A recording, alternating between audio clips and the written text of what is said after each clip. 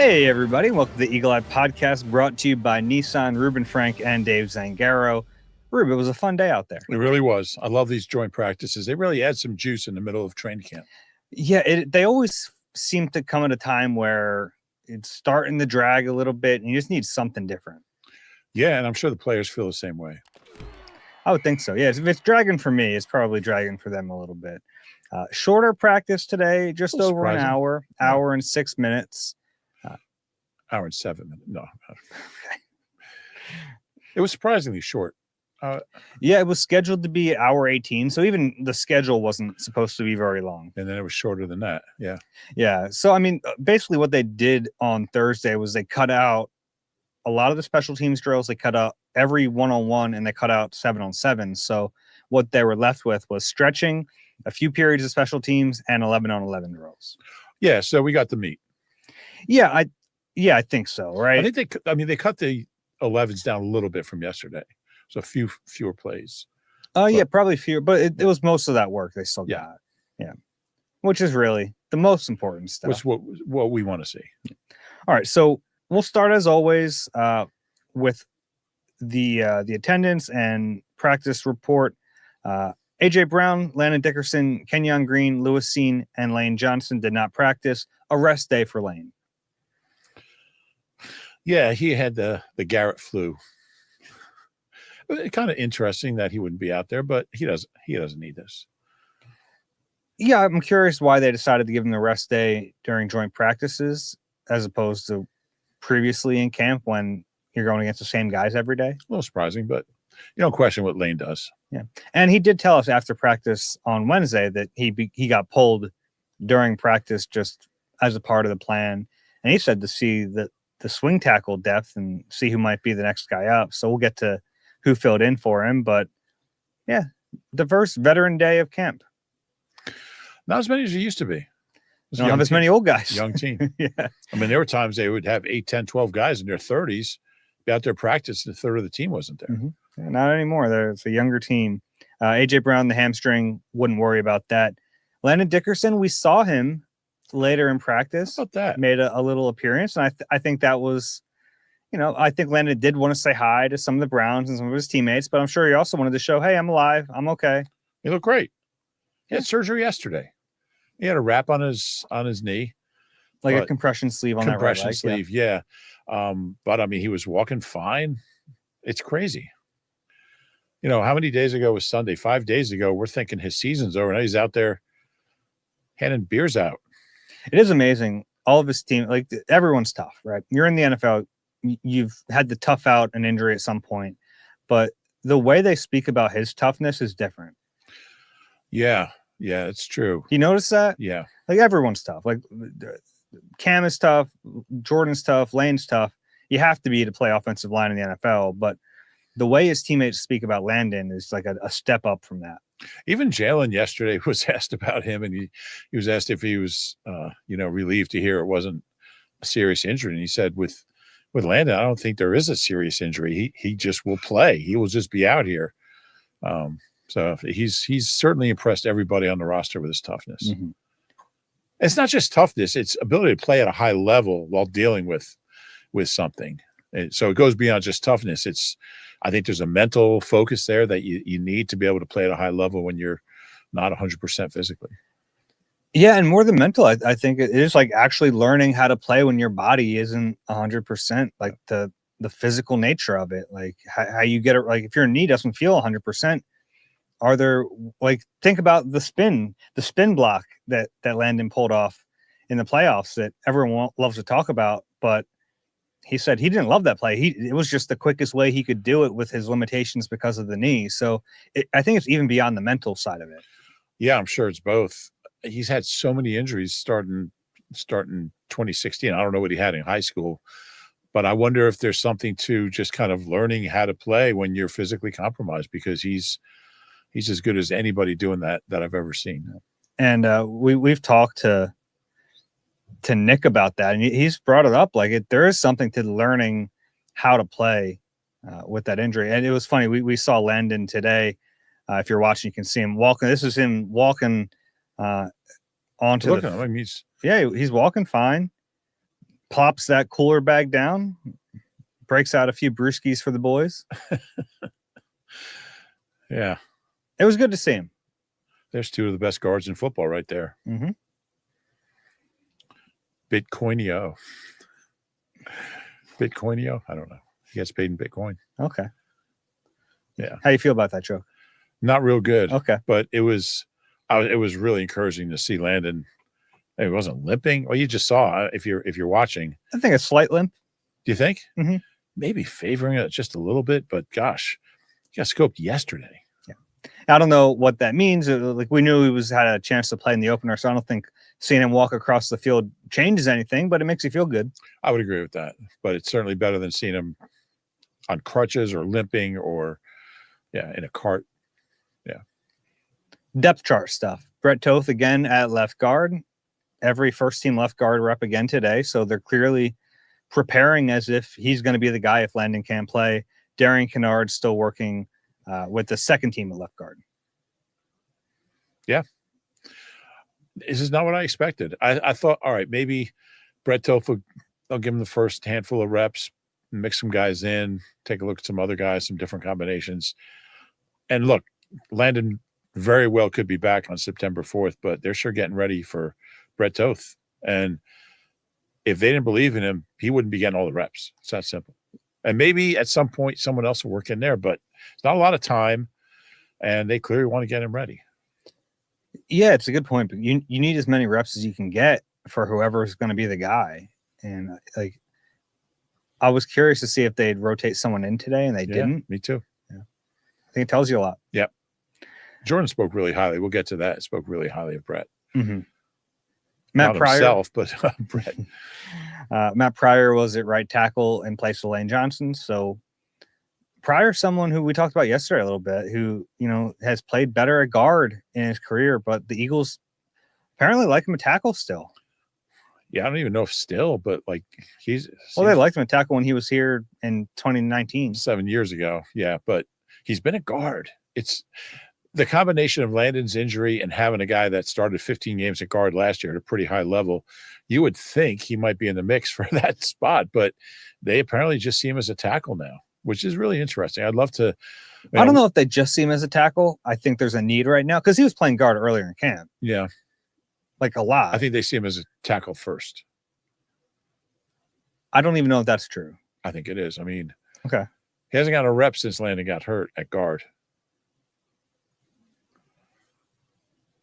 I don't know. Yeah, but he's had to play tackle. He like the last day and a half. It's been. I understand that. Yeah. The first team right tackle. Yeah, I understand. Okay. But I mean, he's got more tackle reps than guard reps, I would think, throughout camp. Might be close. I think it's pretty close because earlier in camp it was him and Kennard rotating between right guard and right tackle with that second team. Yeah, they clearly look at Kennard as a guard. A little surprised we haven't seen Kendall Lamb get any first team right tackle reps in place of Lane. A little surprising.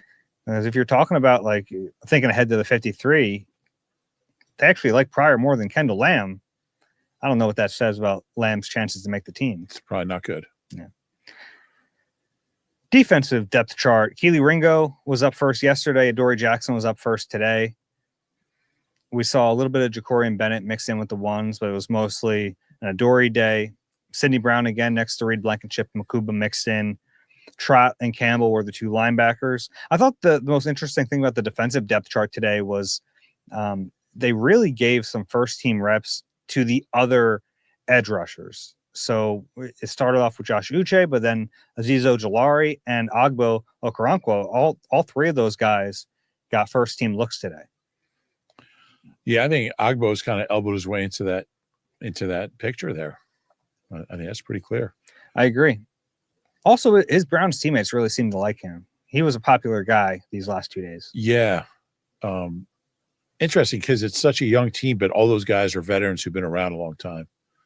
That's one position where obviously the starters are really young, but got a lot of veteran depth there. He's one of the older guys on the team. It's a unique position room because of that. Yeah.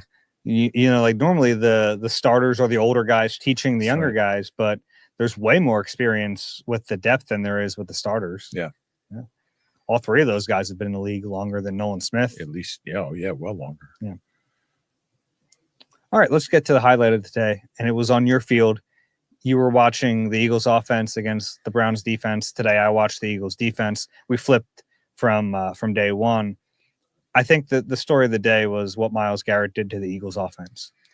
Yeah, it was. I covered Reggie White, and back then we were allowed to watch practice all day, all of practice, and this was like watching Reggie White. It was like watching number 92, Myles Garrett. And look, Jordan Mailata is one of the better tackles in the league. Second team All-Pro last year, really good player.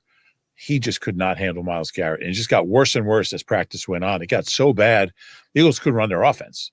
They couldn't run the passing game other than dump offs to the backs because he was in the backfield every single snap. And look, I know how good Myles Garrett is. I thought it would be more of a back and forth, fair fight. It was not Jordan Mailata's day, and he knows it, and he talked about it. But the Eagles could not pass the ball more than 10 yards down the field, 5 yards down the field, and by the end of practice, it was every play was a dump off to A.J. Dillon or Will Shipley, like every play or a running play. They weren't even going to try. And there was a couple things down the field a little bit early.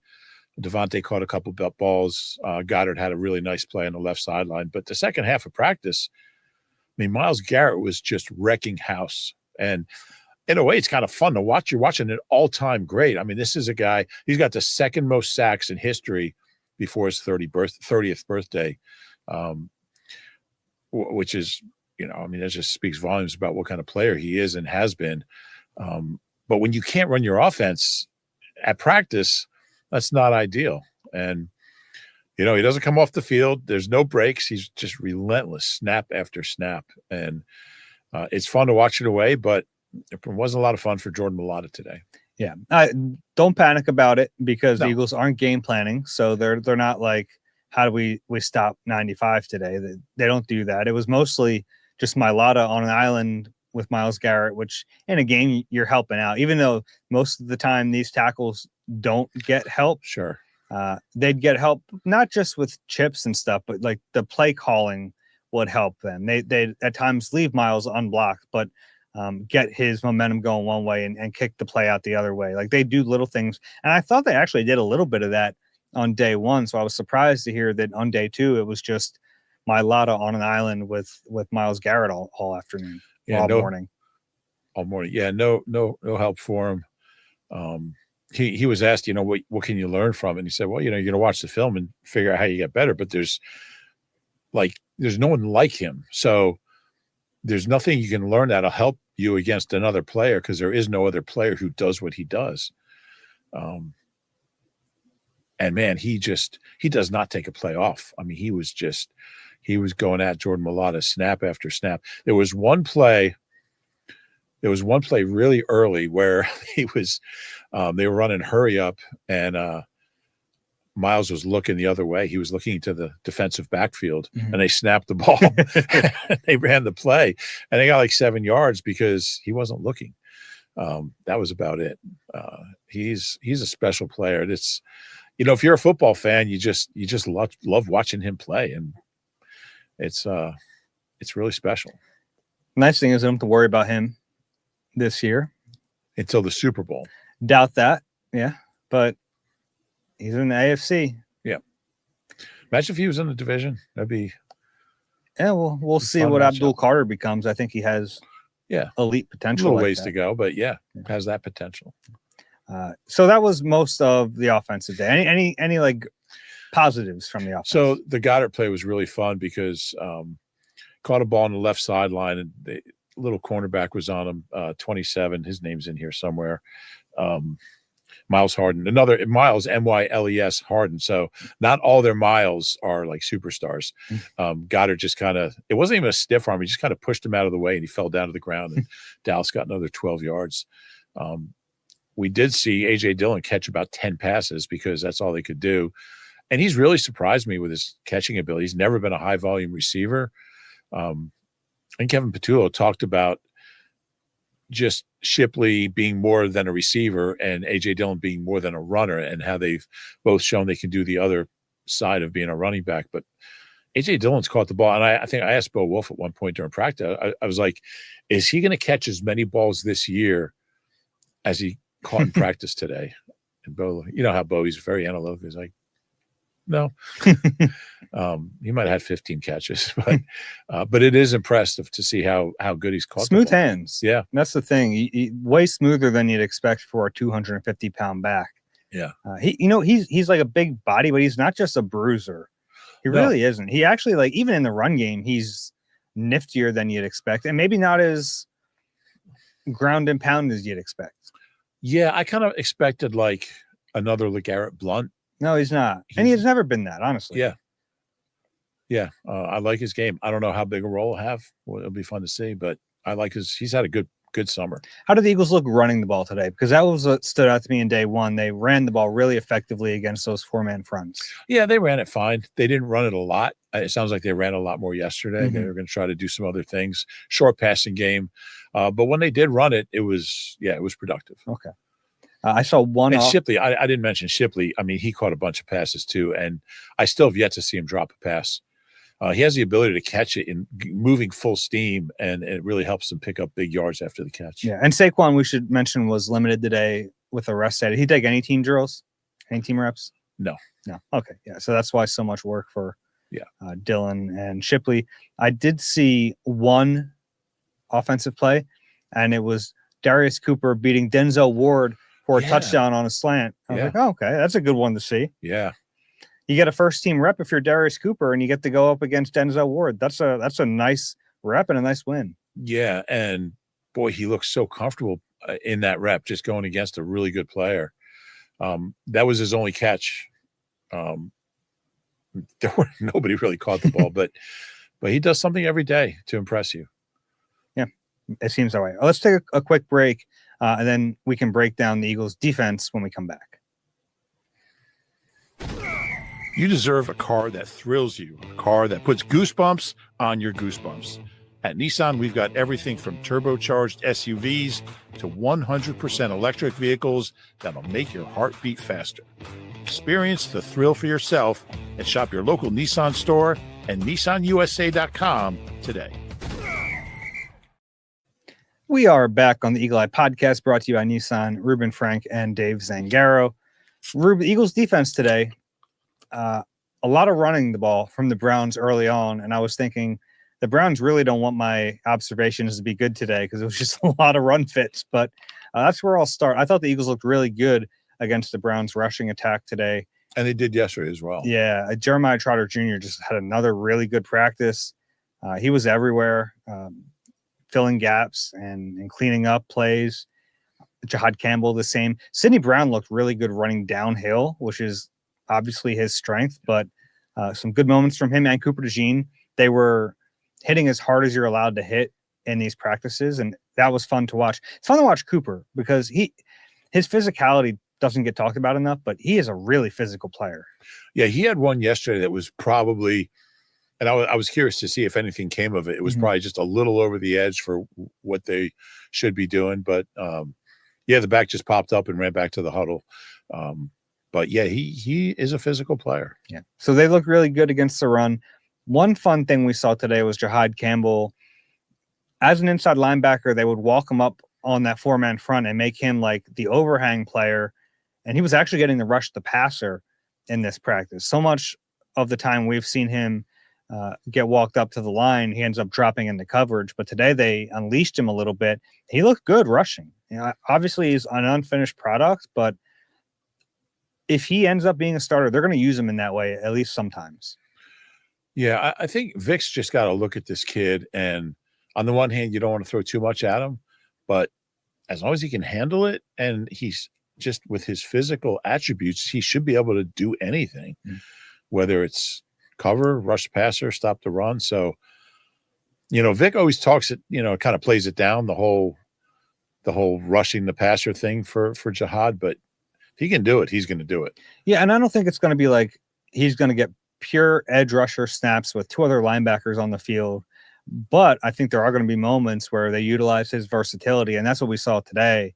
And it was exciting. I talked to Jahad after practice a little bit about that. And I think he's excited to be able to do a lot of different things in this defense. Yeah, there's no doubt about it. And I can't think of one reason he won't be good at it other than he just hasn't done a lot of it. And that's why he's doing it now. Get those reps. Definitely raw, but I think he is athletic enough to win on his athleticism at times. It might not always look great. There might be some really bad reps in there where an offensive tackle gets their hands on him and he just falls to the ground. But I think he has enough athleticism to just win with it sometimes. Yeah, and then he's just going to keep getting better and better at it. I think it's going to be a significant part of his game as we move forward the next few years. So the Eagles' run defense looked good today. They got carved up a little bit by Joe Flacco. He had a really nice practice. There was one red zone period in particular where Jerry Jeudy beats Quinyon Mitchell on a slant for a touchdown, which is weird to see Quinyon get beat by anybody, let alone Jerry Jeudy, but that was a nice play.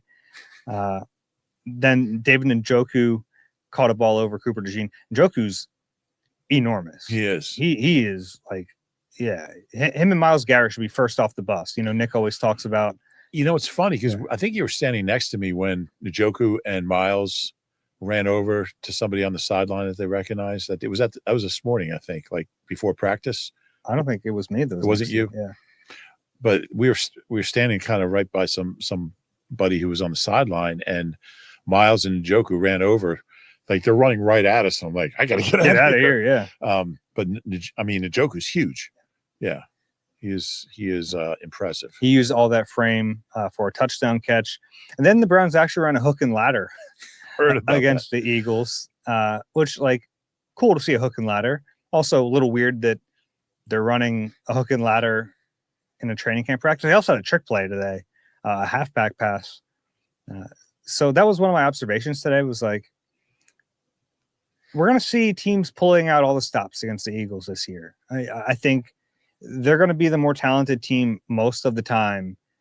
And sometimes teams are going to do different things to try to take aim at them. And they have to be ready for any of those types of plays. So I think it's actually good that they saw some misdirection in this practice. Yeah, I think it's a great point. And that, you know, those kind of plays are like, if you're playing a team that's, I remember asking Shane Steichen about that. Like, we've never seen you run a trick play. He's like, we don't need to. Mm-hmm. Like, it was, our offense is so good. We don't need to. We have that stuff, but there's no reason to use it. If you're better than a team, you don't use it.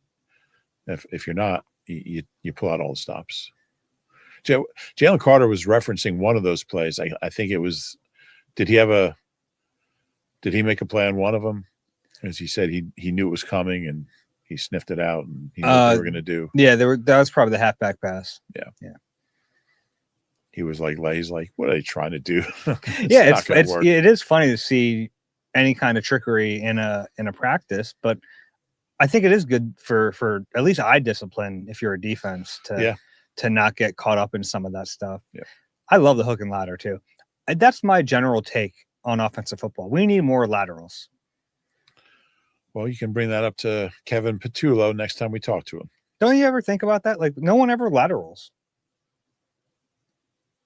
I haven't. I guess there's a high risk associated with it, but I don't know, it seems like it's underutilized. Well, you know, back in the day, I mean, whenever anybody on the Eagles recovered a fumble or had an interception, they were lateraling to somebody. But, you know, the whole Seth and, you know, Clyde era, there was always a lateral. Didn't always go well. Of course, the greatest one was James Willis to Troy Vincent. Mm-hmm. 108-yard interception return. You ever think about some of those plays, and it'd be fun to see like the next gen tracking the distance run? I always think about that with some of those plays. Yeah. I guess you could do retroactive next gen. Probably. They have the tape, right? You have to watch it and figure it out. I'm not sure how that would work. Drew Makuba gave up a touchdown to Harold Fannin. So we spent a lot of time in pre-draft talking about Harold Fannin Jr. and because of the connection to Scott Loeffler. So it's been fun to see him. He looks good, by the way. Does he? Good pass catcher. Caught one up the seam on Makuba. Then the next play, Makuba got an interception on a tip drill. 16. Who's 16? I'm just pulling out my roster. The receiver. Deontay Johnson. Oh, I know Deontay Johnson. I can't believe he's still in the league. Yeah, ball popped out of his hands, and Makuba was ready for it. Showed good awareness, being able to catch that interception. Deontay Johnson's been with 5 teams in the last 3 years. He was a Pro Bowler one year. Yeah, he was really talented. That one big year, Pittsburgh. Yeah. Anyway. Anything else from today that we missed?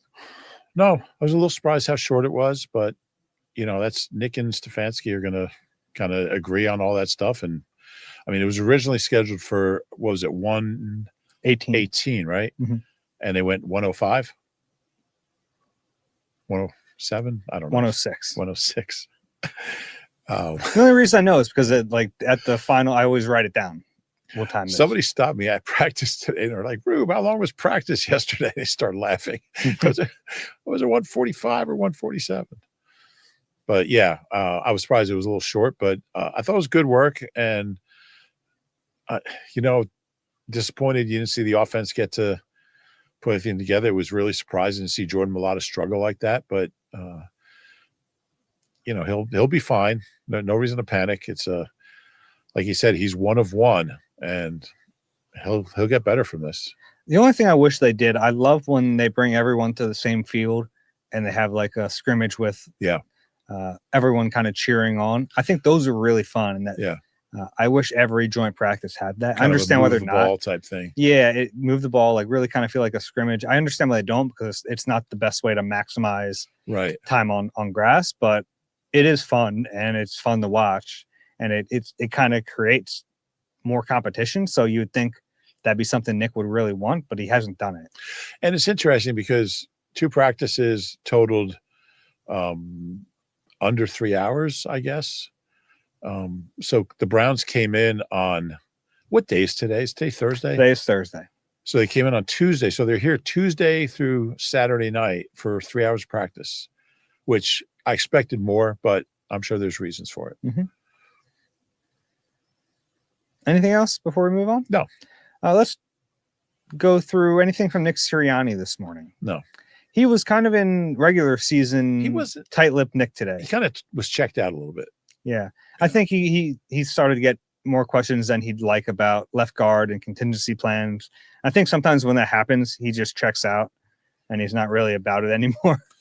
Yeah, it seems that way. It seems like, and I'm not going to criticize my colleagues, but there are certain things he's just not going to answer, and don't ask them because it doesn't help and it makes things worse.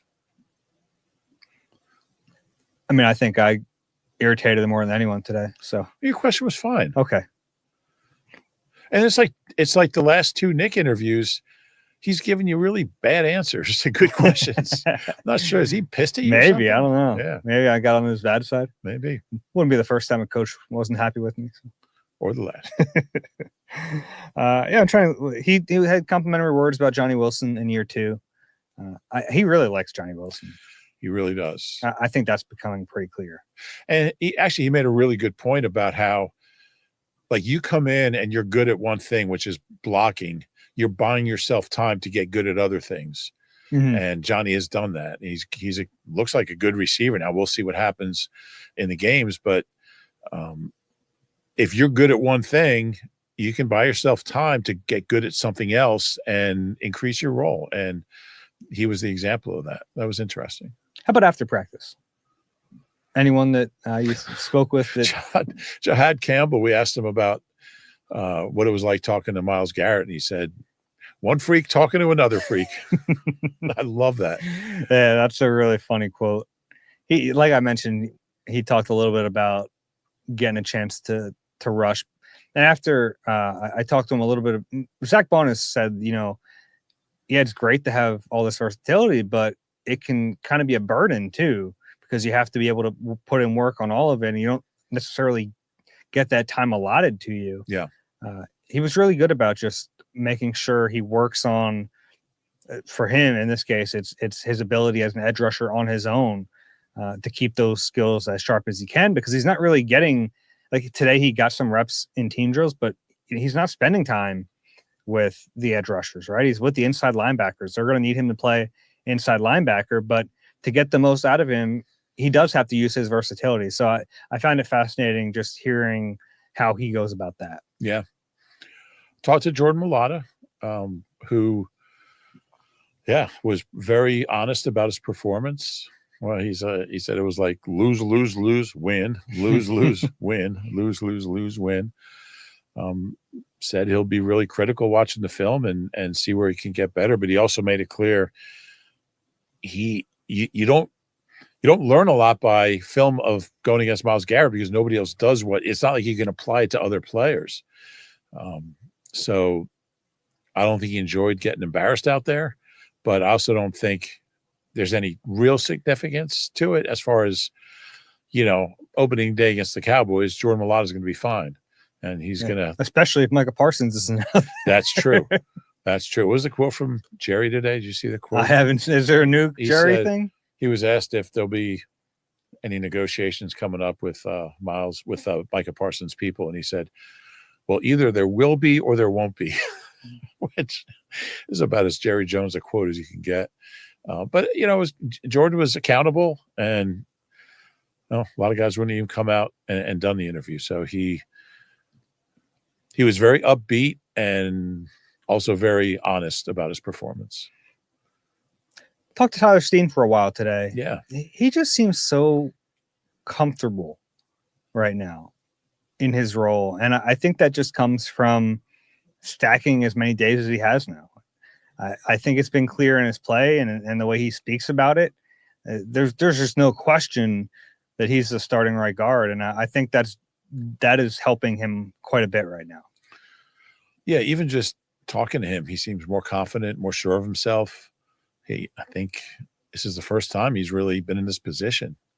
So still has to prove he can do it week in and week out, but so far so good. Yeah, and he's going to get the chance to do it. I don't think he's going to have a particularly short leash. Do you? I mean, I don't know if they.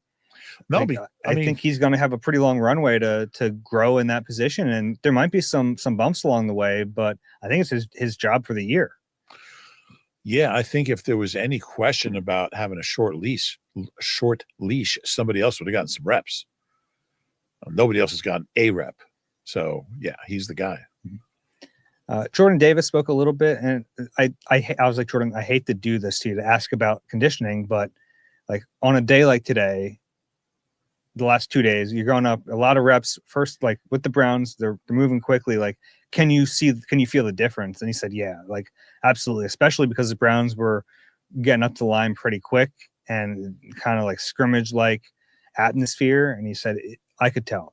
Yeah. I could tell how much it was helping. And that's what you want, because like he needs to be able to do that. Not like we talk about deep in games, but he needs to be able to play like a full series of plays. And I think he's on the right track. Jalen Carter talked to Jalen Carter today, and he talked about how he's always told Jordan, you can be an everyday player. Like if you get your fitness where it needs to be. He said he's always encouraged them to, he said in college he got a few sacks and you could see that there was something there, but he's really kind of, and Jordan, I mean, these two guys are like so close. And if Jalen Carter says something, Jordan Davis listens. And hopefully he stays where he is fitness wise, and we'll see what he does on third down if he's getting them. But yeah, it certainly looks encouraging. He looks great. Mm-hmm.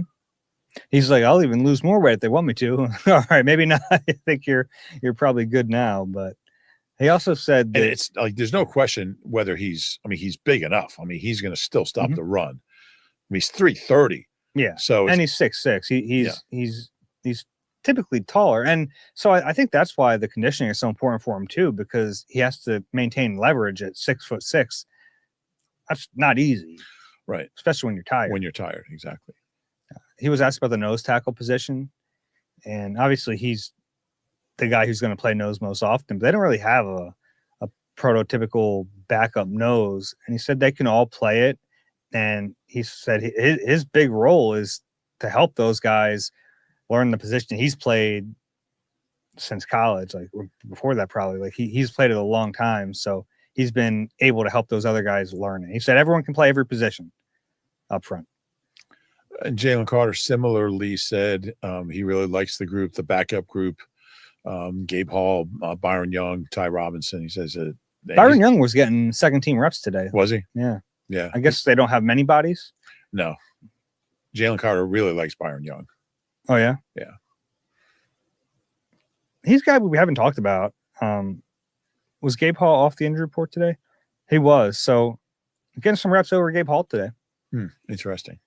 Everyone, like, once the Eagles traded Thomas Booker, we're in the depths of the defensive tackle position. But once they traded Thomas Booker, everyone's like, Gabe Hall's on the team. Well, let's see. Let's see if Byron Young has a run in him. Byron Young is a guy who was here last year.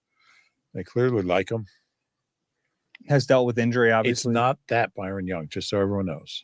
Yeah, there's a Byron Young on the Rams who's an edge rusher, drafted the same year as this Byron Young. Much higher. Not that much higher. I think the round before. I thought it was a 4 and a 6.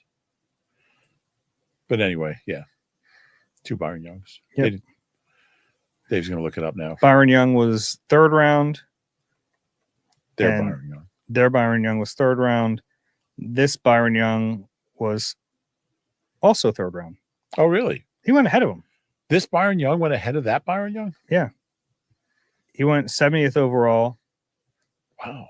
The other Byron Young went 77th overall. They They drafted the wrong Byron Young. You sure you don't have your Byron Youngs mixed up? No.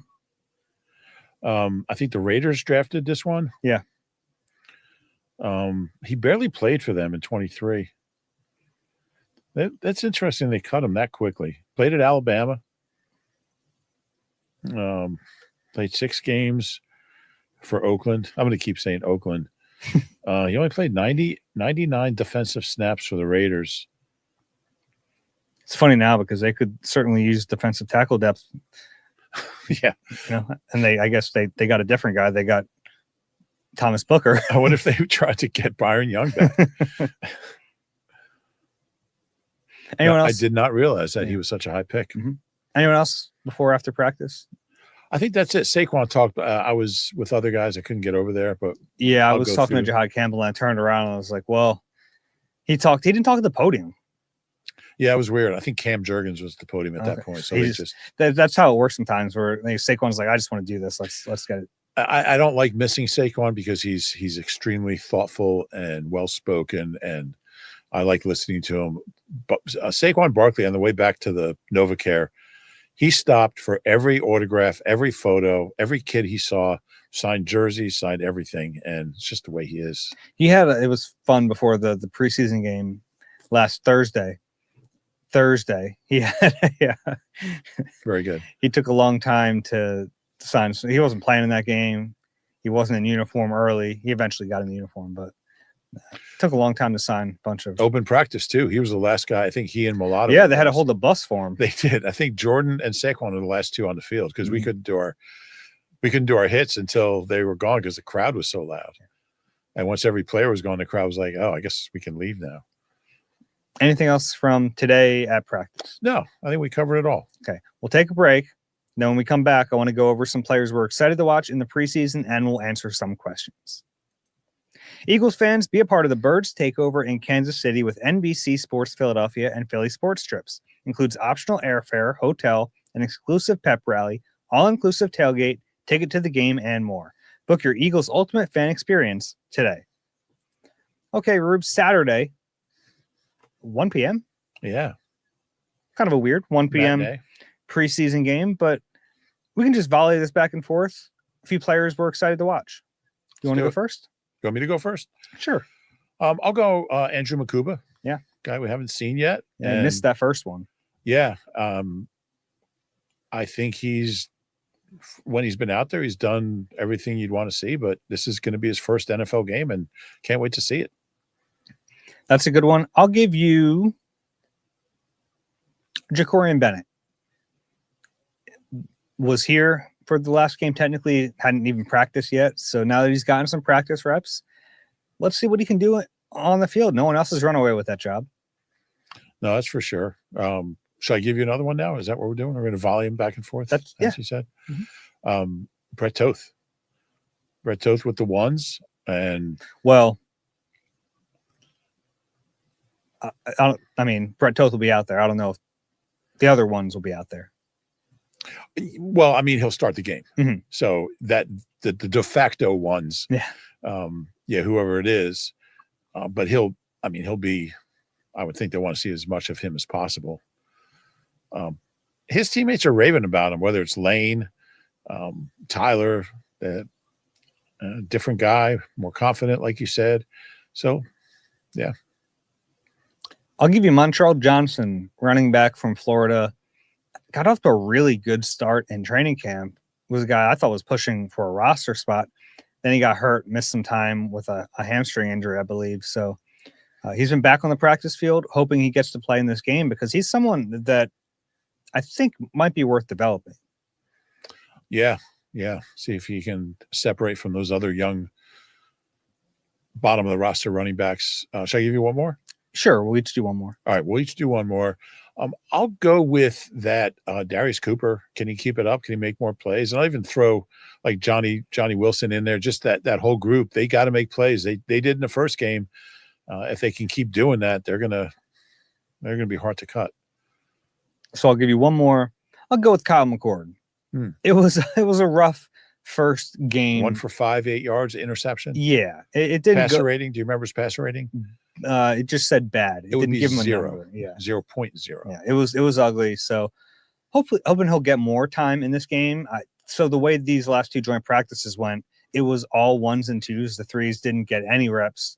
That kind of tells you they expect them to play a lot in this game. So excited to see Kyle McCord get a better opportunity in this game. Hoping he can have a little better performance than he did in his first preseason game. Yeah, he needs it. Questions? Yeah. Let's do it. If you have a question for us, eagle-eyed-nbcuni.com. QR code is on the screen. Okay. First one is from Jordan. What up, fellas? Random question, but where do the other teams get ready for these joint practices? Do the Eagles have an extra locker room for guests, or how the heck does that work? Yeah, they get ready at the link. They use the locker room at the link and they bus over. Yeah. It's funny. I was on the practice field this morning and you hear the police escort, the sirens going off and you go, oh, the Browns are here. Yeah. That long 2-minute drive over. It's actually a plus. You know, if you're the Browns, the last thing you want to do is waste a bunch of time on a bus. Yeah. Otherwise, I'm assuming other teams that do it have to just get ready at the hotel. Yeah. Yeah. They're lucky that the link is right across the street. I mean, the Eagles have had to do that, right? They bust in. I think in Florham Park, they probably bust in with their stuff already on. I remember them getting off the buses in full uniform, so they were at the hotel, I'm assuming, and got changed there. That Florham Park facility is so big. I'm surprised they don't have like 8 locker rooms in there. Yeah. Next one is from Dave. Hey, Dave and Reuben, been listening for 2 years now, but this is the first time I'm sending in a question. Well, I have 2 of them. One for you guys about the Eagles and about Eagles training camp. Number 1, what makes you both so dedicated to your work and craft? Have you ever gone through a season of burnout, and how did you get through that? I think this is just buttering us up for the second question. I mean, you have days where, you have long days, but I mean, we write about football. It's so much fun. I mean, there's days where maybe traffic was bad or you didn't get a good night's sleep. 95 sucked. Took an hour and a half to get down here. It's 120 degrees out. I've never heard you say any of those things. But, then you look at it, you're like, I write about football for a living and do a podcast and all this stuff. So, no.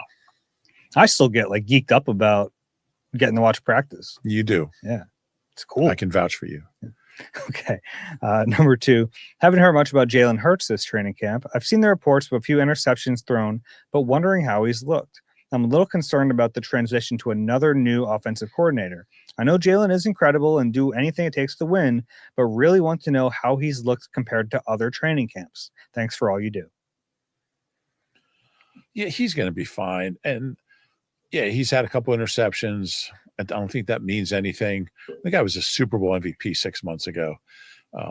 Hasn't had AJ out there for a bit now. I missed Devontae earlier in camp. The O-line's been obviously new guy at right guard and Landon out, but he's fine. He's fine. And yeah, he's had, I think last year to me was the most impressive training camp he's had. Yeah. But sometimes it's tough to tell the function of a practice too. we've talked about this before. Sometimes you're making decisions you wouldn't normally make in games, and you're trying things, and that's not bad. You also don't have game plans in. You're not really calling plays for that defense. So you get into dangerous territory. I think he's looked fine. He's made the throws you want him to make, and that's all that really matters. Yeah, I would agree. And as far as the Patullo thing, I mean, he's been here with Nick the whole time. So Jalen has a relationship with him. It's funny because somebody asked about, having another new offensive coordinator, and Nick was talking about how, he'd worked with Steichen before. Brian Johnson was here for a year before he became OC. Patullo's been here for 4 years. The one time there was a new guy, they won the Super Bowl. So, look, I think it's going to come down to what kind of play caller he is, because the players know him, they trust him, they like him, and vice versa. And I think Jalen really likes him. It seems that way. Yeah. I think Jalen not only likes him, I think Jalen really respects him. And that's me reading between the lines of Jalen's public comments, and we know the danger in that, but that's the sense I get. Oh, you can tell when Jalen... Yeah. I think he respects his football acumen. Yeah. Same with Scott Loeffler. He speaks really highly of him. So, yeah, I wouldn't worry about any of that. I mean, Kevin Patullo has been with Nick since he got here, so it's not like he's new. Next one is from Tiffany. Hi, Dave and Rube. I so look forward to training camp pods that are keeping us informed with the latest news. After the mention of Chip Kelly this weekend, I wanted to ask how Rube felt about him. Any interesting stories from your time covering him? Another question I have is, who is the one player we lost last year that would make this current team much stronger? Seems like it will be Slay or Rogers to strengthen the cornerback position, but wanted to pose the question to you. It's a good question. Let's start with the second one. If you had to pick one player they lost to return, who would it be? It's a great question. I think you touched on this the other day, that Slay. I mean, it's the Slays. If you had the Slay of last year, he'd be the answer. You don't know. But at some point, he's gonna play his age. I'd say Isaiah Rogers. He would lock down that second corner spot, and not CJ. No, I'd go Isaiah Rogers because I think there's more of a gap between Keely and Adoree and Isaiah than what they have at safety. And I mean, CJ, they could certainly use him. I think he's good, but that second corner spot's a little scary. Yeah. And I really like Isaiah Rogers. I really like the way he played. That's fun. Chip Kelly. Chip Kelly story. Favorite Chip story? It was April of 20. What year did he cut Deshaun? 2014. You can look that up. And I was at the Penn Relays before the draft. It was like draft day, and I was doing a story for us actually on how Penn had 3 winners. A kid, Thomas Awad, won the mile. Somebody won the javelin, and somebody else a kid won the high jump. It was the first time since like 1898 that Penn had 3 winners at the Penn Relays. So I'm going to do a story about that. So I'm running down to the high jump to try to find this kid. And I hear a guy over by the backstretch where they run the masters, like the 90-year-old and 80-year-old guys running the hundreds. I hear a voice going, Rube. And I look over, and there's a guy there in an Eagles cap kind of over his face. And I look over, and it's Chip Kelly. And he's like waving me over. He's like, Rube, look at these guys are 80 years old and running 100. And this is the day after he cut Deshaun. And I'm like, do I ask him about that? Because he didn't talk about it. He didn't do any interviews. And I'm like, this really isn't the time or place to ask Chip Kelly about. And so we start talking about Franklin Field. He knew exactly what side of the stadium the Chuck Bednarik played, Jim Taylor at the end of the 1960 championship game. He knew the score of that game. He knew everything about the stadium when the Eagles played there. And we talked, and then, from coming from Oregon, he was a big track guy, Edward Cheserek and all that. And we're talking track, and we talked for it was the longest conversation I ever had with him. We talked track for about 15 minutes, and I never asked him about Deshaun. Now, was I neglectful as a journalist? I knew he wouldn't. Not only would he not answer, he would never talk to me again. So I ran over to the high jump. I found my high jumper. The next day, I got a call from the PR director saying, Chip loves you because you didn't ask him about Deshaun. And he says, and he wouldn't have answered anyway. So Chip was always fair to me, and I get that. I get why people didn't like him, and he was not. There was a lot of people he was not fair to and did not treat well. But for me, he was fine. All right. It's my Chip Kelly story. Michael. Hey, Dave and Reuben. On the last pod, you were raving about those absolute missiles Michael Vick used to throw. Got me thinking, out of every Eagles QB you've ever seen, who's your pick for purest passer? I'm talking 2 categories. 1, biggest cannon. 2, deadliest accuracy. Wow. Great question. I mean, Randall and Vic, they just could just stand there, not even put their body into it and throw it 70 yards. Yeah, obviously I didn't get to cover Randall, but Vic was, gosh, just the throwing motion too. It's something pretty about a left-handed quarterback. Yeah. The most accurate. Dylan Gabriel, by the way, lefty, got to watch him today. It's fun. Yeah. Tanner McKee might be the most accurate. I mean, so there were moments we've talked about Nick Foles, who wasn't a great practice player all the time, but there were moments where he could make it rain. When he was on, his accuracy was deadly. Yeah, I mean, some of the throws he made in the Super Bowl were terrifyingly good. Sure. Some of the catches too. Mm-hmm. But he couldn't always do that, and he did it in the big moments. But when he was on, though, he was like the biggest in the zone quarterback I've seen. It's really true. Yeah. But then you look at when he wasn't here, and that year in 2013, I mean, the Raiders game, it was he threw 23 passes and 7 of them were touchdowns, and he came out of the game early in the fourth quarter. He easily would have had 8, maybe 9. I'll give a shout out to Jalen, though. Yeah. Obviously not the best pure passer we've seen here, but the deep ball that he throws, there's something really pretty about it. It reminds me of Russell Wilson's teardrop a little bit. We don't get to see him throw a ton of them anymore in practice, but he has that drop in the bucket throw, and that's always fun to watch. I've watched the touchdown to Devontae in the Super Bowl probably more than any play from that game. And I mean, it's like a work of art. But I don't know if I've ever seen a more accurate quarterback snap after snap than Tanner McKee. I mean that. I mean, he can put the ball in such a tight window with anticipation. He puts the ball where the receiver is going. I mean, Jeff Garcia had some of that. The game has changed so much. Donovan was accurate for his day, but he was a 58% guy. He wouldn't even be in the league. What was he like as a practice player? Okay. I don't remember. Okay. I don't know. I think he was pretty good. Okay. I know he was great in 2004 in practice because he had someone to throw to. But I don't remember that far back. You were just talking about Randall.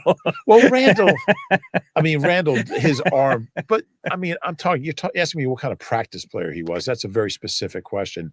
I just remember Randall just chucking the ball 70 yards. Yeah. In his sleep. And he had a rocket launcher. You want to do one more? Yeah. We'll finish up here with Ben. Hey guys, thanks for the podcast. I'm wondering what you anticipate the defensive line rotation looking like down to down in an ordinary series, as in who's on the field on first down, second down, and third. I'm guessing it might be different if it's third and short versus third and long, but I'm just trying to get a sense of how these various new edge rushers in particular might fit in and how the Jordan Davis Moro Ojima rotation works. That's a good question. Yeah.